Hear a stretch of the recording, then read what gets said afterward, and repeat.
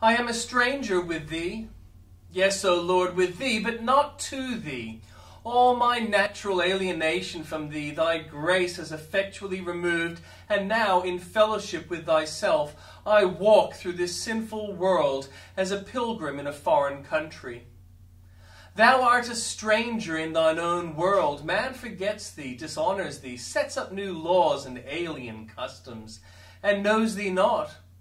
When thy dear Son came unto his own received him not.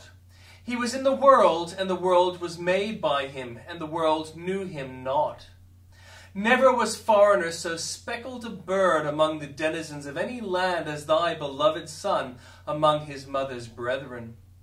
It is no marvel, then, if I would live the life of Jesus, should be unknown and a stranger here below. Lord, I would not be a citizen where Jesus was an alien. His pierced hand has loosened the cords which once bound my soul to earth, and now I find myself a stranger in the land. My speech seems to these Babylonians among whom I dwell an outlandish tongue. My manners are singular and my actions are strange. A Tartar would be more at home in Cheapside than I could ever be in the haunts of sinners. But here is the sweetness of my lot. I am a stranger with thee. Thou art my fellow sufferer, my fellow pilgrim. Oh, what a joy to wander in such blessed society! My heart burns within me by the way when thou dost speak to me. And though I be a sojourner, I am far more blessed than those who sit on thrones, and far more at home than those who dwell in their sealed houses. To me remains nor place nor time, my country is in every clime. I can be calm and free from care on any shore, since God is there. While place we seek or place we shun, the soul finds happiness in none. But with a God to guide our way, 'tis equal joy to go or stay. Keep back thy servant also from presumptuous sins. Such was the prayer of the man after God's own heart. Did holy David need to pray thus? How needful then must such a prayer for us babes in grace. It is as if he said, keep me back, or I shall rush headlong over the precipice of sin. Our evil nature, like an ill-tempered horse, is apt to run away. May the grace of God put the bridle upon it, and hold it in, that it rush not into mischief. What might not the best of us do, if it were not for the checks which the Lord sets upon us both in providence and in grace?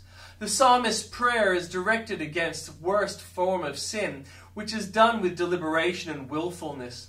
Even the holiest need to be kept back from the vilest transgressions.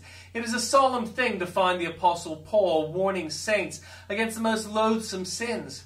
Mortify therefore your members which are upon the earth, fornication, uncleanness, inordinate affection, evil concupiscence, and covetousness, which is idolatry. What do saints want warning against such sins as these? Yes, they do. The whitest robes, unless their purity be preserved by divine grace, will be defiled by the blackest spots. Experienced Christian, boast not in your experience. You will trip yet if you look away from him who is able to keep you from falling. Ye whose love is fervent, whose faith is constant, whose hopes are bright, say not, we shall never sin, but rather cry, lead us not into temptation. There is enough tinder in the heart of the best men to light a fire that shall burn to the lowest hell, unless God shall quench the sparks as they fall. Who would have dreamed that righteous Lot would be found drunken and committing uncleanness? Hazael said, is thy servant a dog that he should do this thing? And we are very apt to use the same self-righteous question. May infinite wisdom cure us of the madness of self-confidence.